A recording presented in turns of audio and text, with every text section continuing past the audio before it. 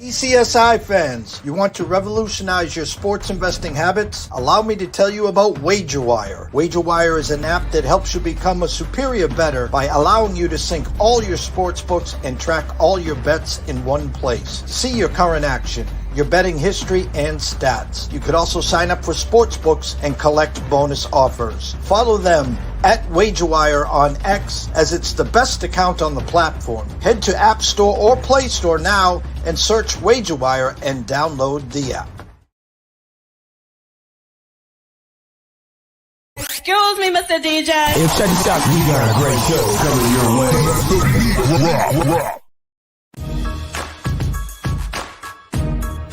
From the ECSI Sports Studios, it's the Midday Market Report with Jeff Dawson.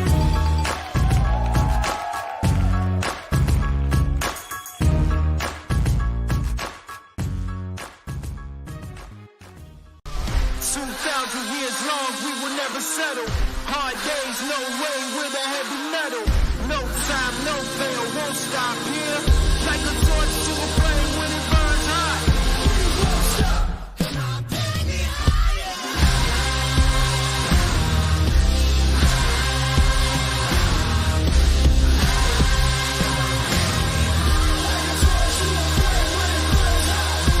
won't stop.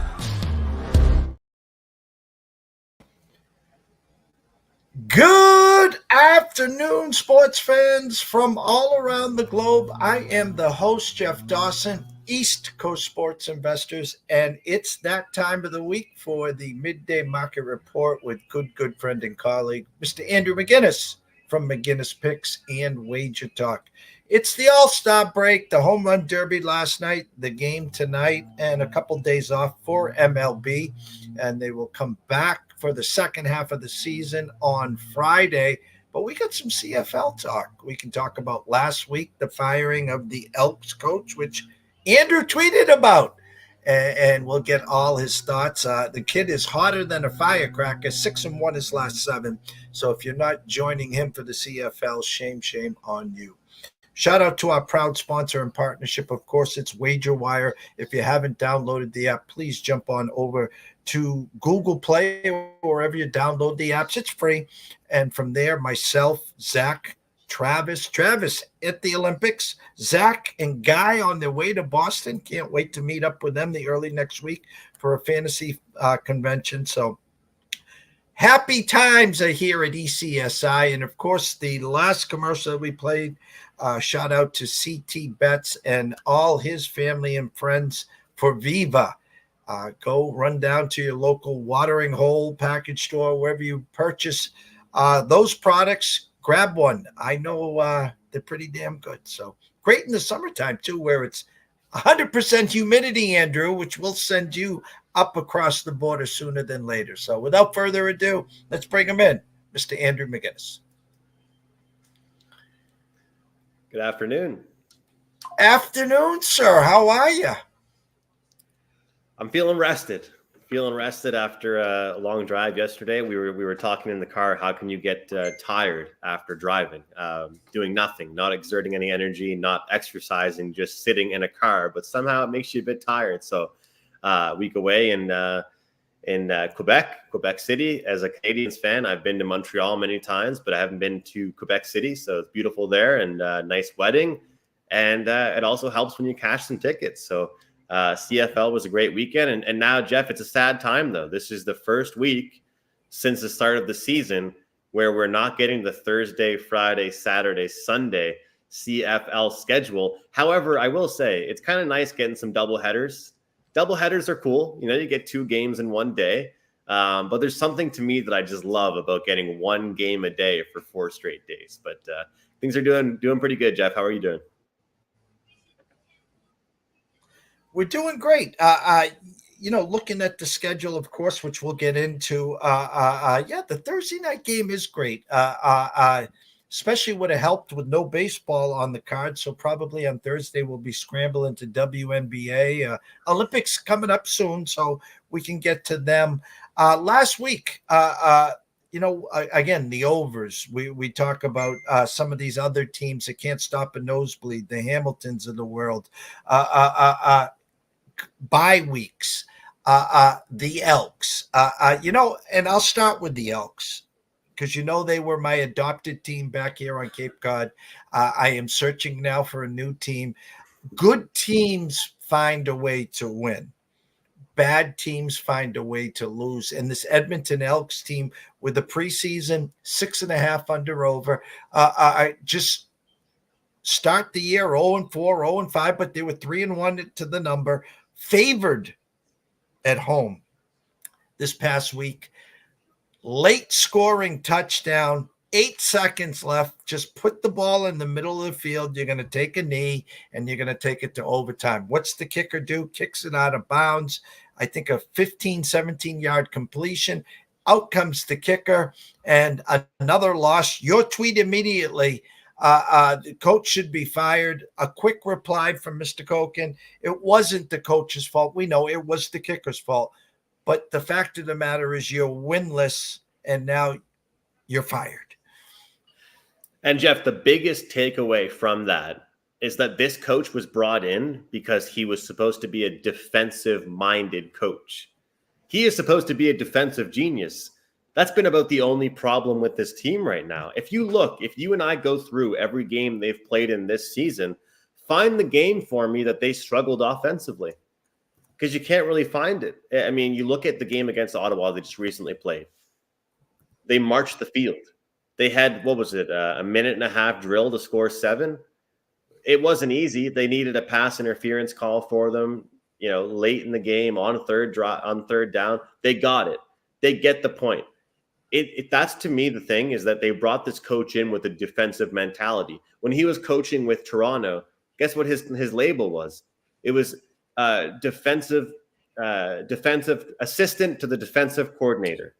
So nothing he's ever done has been about offense. So now guess who just got appointed the interim head coach?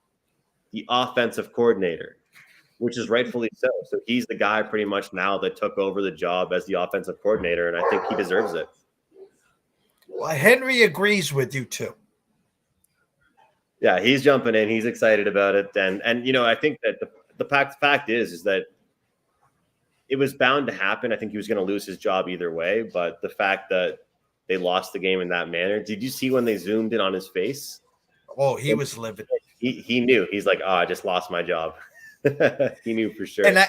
And I think the kicker was sitting on the bench smiling. I said that in the tweet. I'm like, the guy's sitting there trying to get some dap and some high five. Don't worry about it, guys. We're still going to go to overtime. Yeah, okay. I want to go to Friday because I read the market. You're the expert. I just read the market, and I clearly stated on Friday, and I remind you to replay the tape, and I was waiting for Gabe Morency to give us a shout out here. And I'm talking about the once undefeated Montreal team. And we talked about the Argos. We talked about the +7, and we always talk about the Kelly Stewart, to sprinkle in a little pizza and beer money on the money line here. Watching that game, the big first half, sometimes you can read it from the week before. And the fact is they were down 12 or 13 at half, big second half against Calgary. And they said, now hold my beer. We got this. They couldn't do it back-to-back weeks. Shock, surprise, or you had a good feeling going in that the +6.5, 7 was good. Did you ever feel that they were going to go box to wire and win that game? Yeah, it was a great game for both of us. I mean, you absolutely nailed the team total. I got the point spread, and they win the game outright. And even Gabe jumped on with us, actually. Gabe did end up taking the Argos. So did I think they were going to win? It's weird, Jeff, because I think I said this on the show to you last Monday. A lot of times in the NFL, if you take a dog in that point spread range, you're supposed to sprinkle the money line. I didn't think they were going to win. I didn't love it. I thought that they could hang around, put a respectful effort forward, and at the very worst case scenario, they lose by a field goal, and they end up winning the game. But I think that sometimes my favorite saying is, I like to bet on teams when everyone stops believing in them, and that's what happened. It was back-to-back bad weeks for the Argos. Everyone stopped believing in them, so I decided to jump on them. And to me, even though the Alouettes are the best team in the league, are they 7 points better than any team in the East right now? Well, maybe the Red Blacks, maybe, some of these teams, Hamilton, but at the same time, the league's still so competitive. It's hard to beat anybody by, 7+ points. Take the whole weekend back to last weekend. What your eyes sees? What do you shake? If you have to shake it out, I didn't want to say we're at the halfway point here, but now we got 6-7 weeks under our belt here from when we talked preseason. Excuse me, to where we are today. We talked about Montreal still being the best team in the league. Talk about that Calgary team that just finds a way to hang around. Hamilton, ELKS, both struggling. Where are you right now in the league? It's funny because we think all the time about just point spread, right? I mean, you think about, of course, straight up who's good, who's going to finish in certain rankings. But at the same time, you also think to yourself, which team is a good point spread team? Calgary, to me, is a team that, as you know, I was under on their season wins, but they might be one of my favorite point spread teams right now. And I think that when you get them in a certain range, like they were this past week, that's where you want them. They're a team. I don't want to put any team in ELKS territory by any means, but they're a team that you don't want to rely on them to win ball games, Jeff. You want to rely on them to come really close to winning those ball games. And I have been impressed with them overall, though. They don't give up. And I think that's part of our handicap. You hear a lot of people talk about it with sports like college football, where the point spreads are something like, 22.5. We got 29, something crazy. You want teams that don't give up. Calgary's certainly one of those teams. Winnipeg, we see them as 2.5-point favorites. I saw them open up some spots here. I always tell you, -1.5. I mean, how long until there's a readjustment made that they're back to their old selves? Are they back to their old selves? I mean, we always say the CFL is a long season, 21 weeks. Does the Winnipeg team need to look the same way they're going to look in week 19 and week 2? Probably not. And I think that, sure, I think I lost 1 or 2 bets on them early on, but now you can try and probably make money on them moving forward because people will stop believing in them a little bit. The big thing for me with them is their defense. I think that their offense was always going to get it together, but their defense is giving up points. We keep talking about Hamilton giving up a free 30 points. Winnipeg's defense kept them into games when they were struggling, but I don't know if that's going to last a full year. So I believe I said last week to you that Winnipeg was 0-4 as far as their over-under, and then that happens. Is that the turning point? That could be the turning point. Mind you, that was the lowest total on the board of the week, and the final score finishes 41-37. I mean, that stuff it's like when you and I always throw out these numbers, right? And what the books are thinking. They were the only team all year that hadn't hit an over on the season, and they put up 41 points on their own. So, and then you've got Saskatchewan, BC. Put it this way. I was wrong the week before to bet against Saskatchewan. I think it was a right side winner on BC. Shea Patterson is who I thought he was. And I think, it's funny because a lot of times people won't let you comment on stuff, Jeff, if you were on the other side. 2 weeks ago, Saskatchewan versus Toronto, I had Toronto. And the quarterback for Toronto threw 3 interceptions. They fumbled once. There was a missed field goal. And I know it sounds like every football bettor just complaining, but I really do think that all of these fumbles and interceptions made the Saskatchewan quarterback look better than he was. And now he had to go on the road and play BC.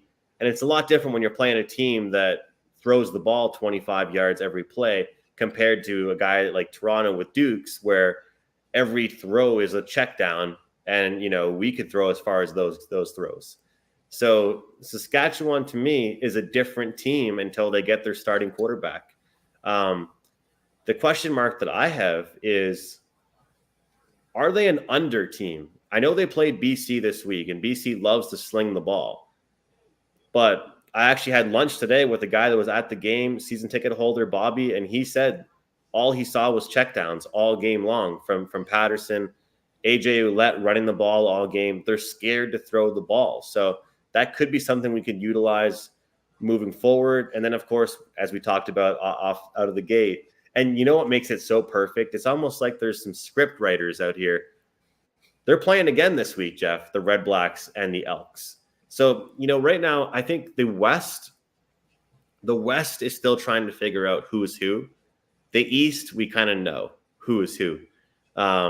You've got Toronto that's just hanging in there, doing their thing, waiting for Chad Kelly to come back. You've got Montreal that are clearly the top dogs that just lost their first game. And then somewhere below that, you've got the other teams with Hamilton and Ottawa. And Hamilton's been the biggest disappointment, Jeff. And so what's the point spread going to be like moving forward with them? How can we make money on them, or do we keep fading them? They're getting 4 points at home on Saturday. So it's all really interesting. And I'll be honest with you, I know that you don't want me coming on here giving out all kinds of picks if I'm forcing them. I only have a couple that are worth mentioning here on Tuesday on the show. I'm still waiting to read and learn and get my picks ready for this week. But the East is up in the air. I really do believe it is. Obviously, Montreal is great and Toronto's been doing well. But for people that bet Ottawa's win total over, they have to be just raising their hands in the air. I mean, they're more than halfway there, Jeff, and we just finished up week 6. Yeah, and it's a tough slate, and I'm glad you said what you said and how you said it. Is the fact is it's Tuesday. We don't have we have 2 games on Friday, 1 on Saturday, 1 on Sunday.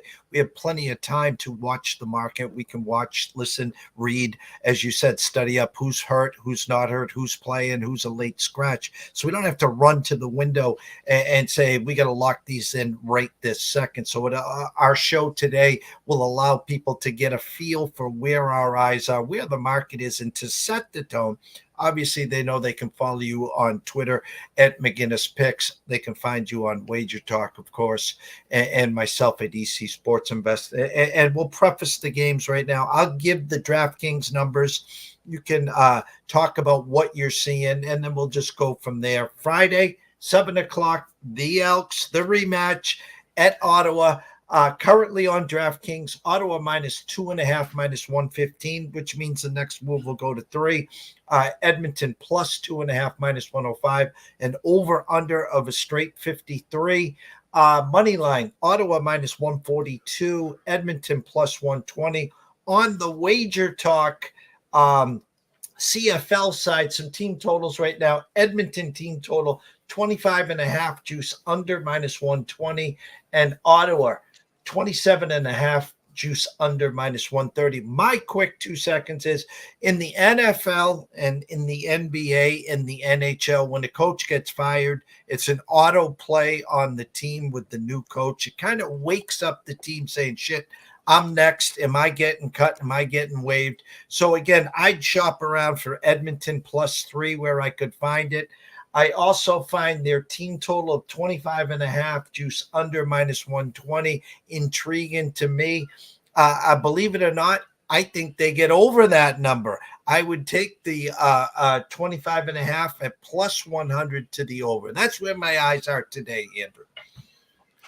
It's awesome, Jeff, because as you know, people love to bet favorites, right? People love to bet favorites. They love to bet overs. And what I think is going to happen is both favorites are going to win in the home and home series. Or excuse me, both dogs are going to win in the home and home series between Edmonton and Ottawa. And, one thing that I said to you during the NHL season and the playoffs with the prop market was, if I find a guy I like to get a point and I bet them and they don't get a point, you know what's going to happen the next game when I don't bet them to get a point, right? And it happens in all sports. So what do you think that I'm going to do this weekend? I'm going to take a bet on the Elks at the best number I possibly can, except for it's not going to be a 4% play. This one might be a 3.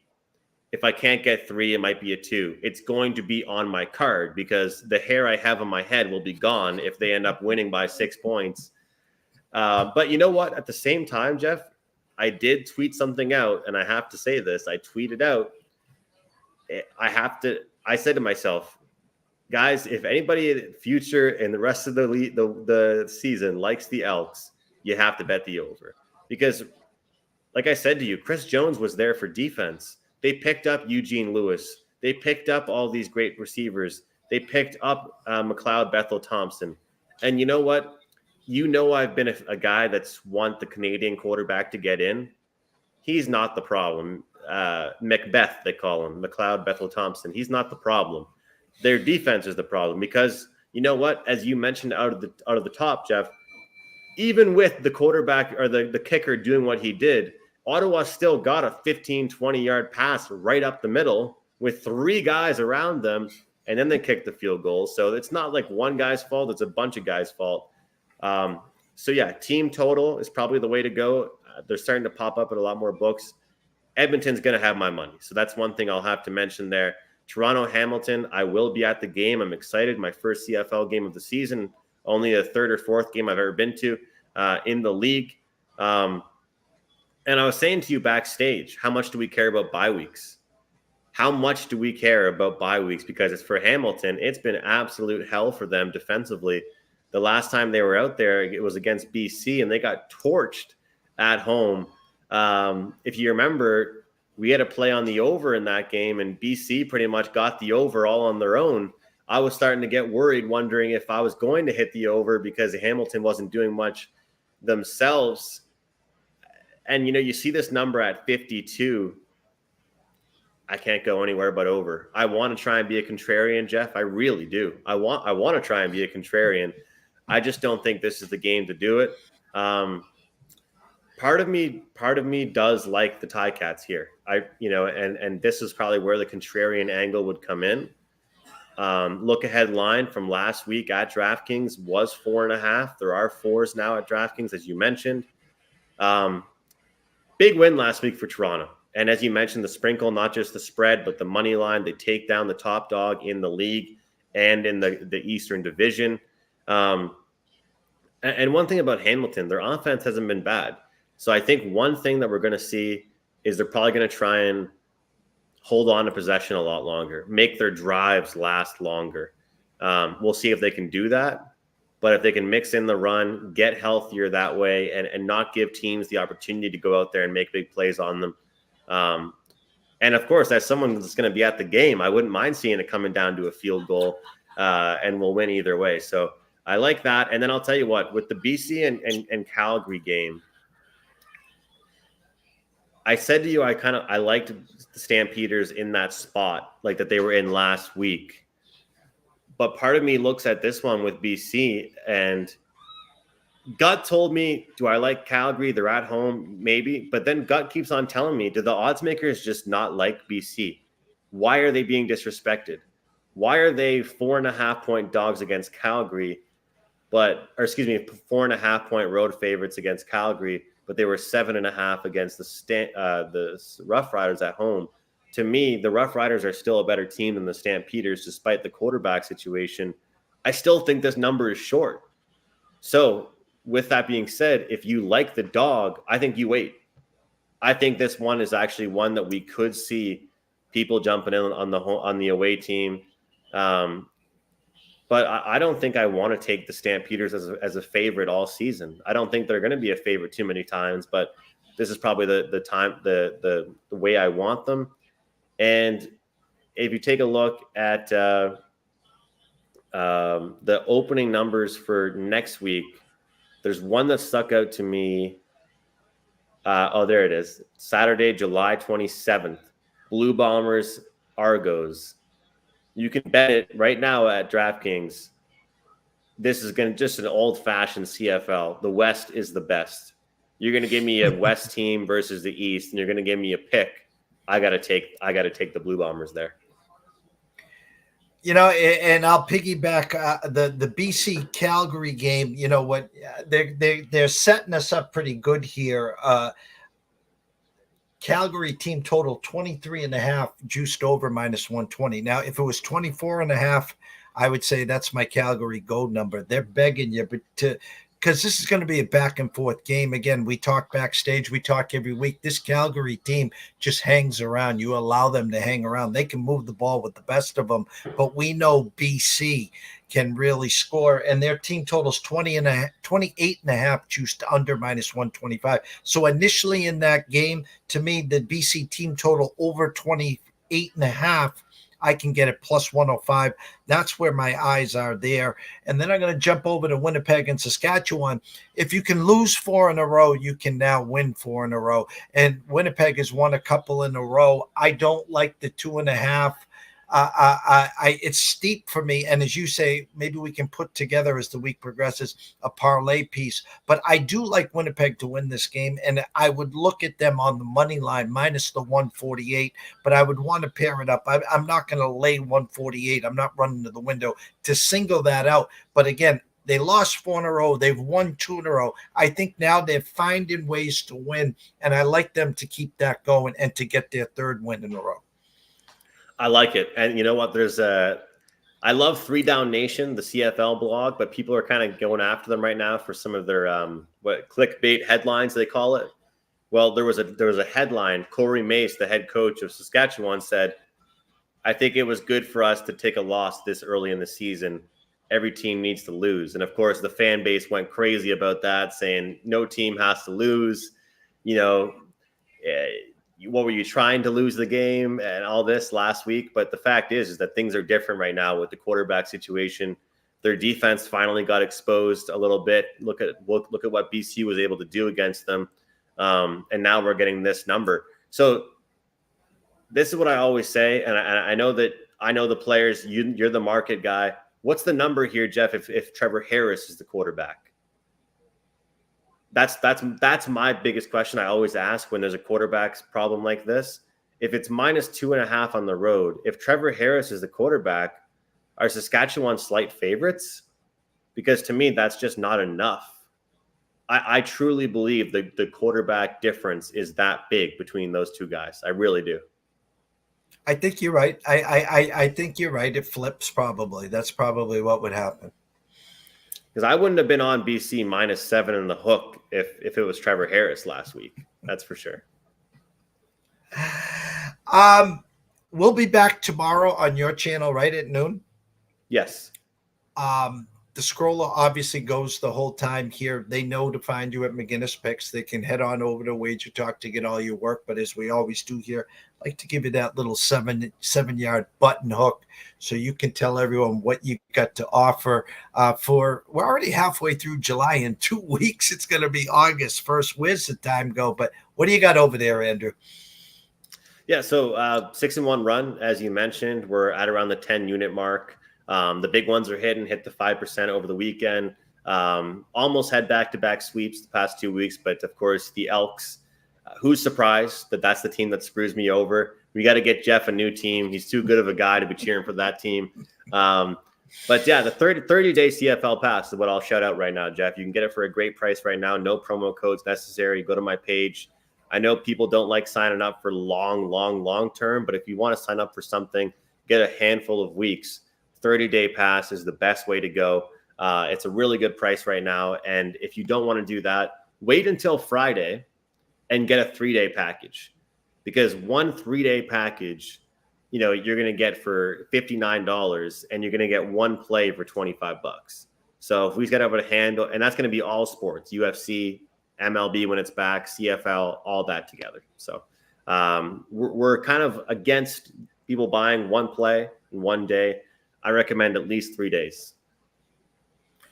Long-term, people, if you need a new pair of Nikes, head on down to your local shoe store. Go online, Nike.com. I'm not here to promote Nike, so whatever your Adidas or what a FootJoy, whatever your feet need, go get them, because we're at the halfway point of the year. We got about 6 months to go till 2025. So we want you here to be a part of the long-term success that me and Andrew here twice a week. We'll be talking hockey before you know it. So we got football in between, Olympics and all that good stuff. So 5 o'clock in about 45 minutes, myself and Riley Magnuson. Internet, hopefully, been some rough weather in the Chicago area the past few days. So we'll be back for the closing bell there. So for myself, Jeff Dawson at EC Sports Invest, the one and only Andrew McInnis at McInnis Picks, we wish everyone a blessed day. Have some fun. Enjoy the Major League All-Star game tonight, and we will see you soon.